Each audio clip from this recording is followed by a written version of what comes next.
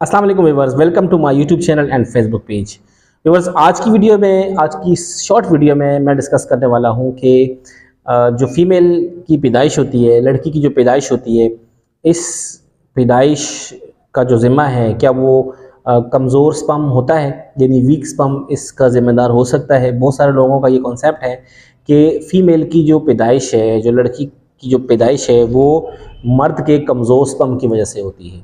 तो इसी को डिस्कस करते हैं। देखिए, हम सब जानते हैं कि मेल और फीमेल की जो पैदाइश होती है, जो बच्चा बनता है मर्द या औरत, वो डिपेंड करता है मर्द के स्पर्म के ऊपर, यानी जो मेल रिप्रोडक्टिव सेल होता है उसके ऊपर डिपेंड करता है। क्योंकि मेल रिप्रोडक्टिव सेल से ही या एक्स क्रोमोसोम या वाई क्रोमोसोम्स जाकर वो बॉन्ड होता है और उसके बाद वो जो भी जीन्स होती है वो बनती है। डिटेल वीडियो मैं ऑलरेडी इस पर पहले बना चुका हूँ कि फर्टिलाइजेशन के दौरान कैसे मेल या फीमेल की जेंडर जो है वो डेवलप होती है।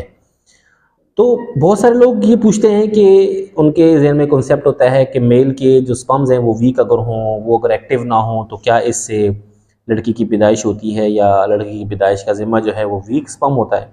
तो देखें, अगर स्पर्म हो उसके वीक और ताकतवर होने से कुछ नहीं होता। स्पर्म तो फर्टिलाइजेशन ही वो करता है जो कि ताकतवर होता है, जो कि मजबूत होता है। वीक स्पर्म तो कर भी नहीं सकता फर्टिलाइजेशन, उससे तो फर्टिलाइजेशन होने के चांसेस भी नहीं होते। तो इसलिए ये जो कॉन्सेप्ट है कि वीक स्पर्म की वजह से फीमेल की पैदाइश होती है या लड़की पैदा होने का जिम्मेदार वीक स्पर्म होता है, तो ये बिल्कुल गलत है। क्योंकि स्पर्म जब फर्टिलाइज करेगा, जब स्पर्म ओम के साथ मिलेगा, तो वो स्ट्रॉन्ग ही होता है।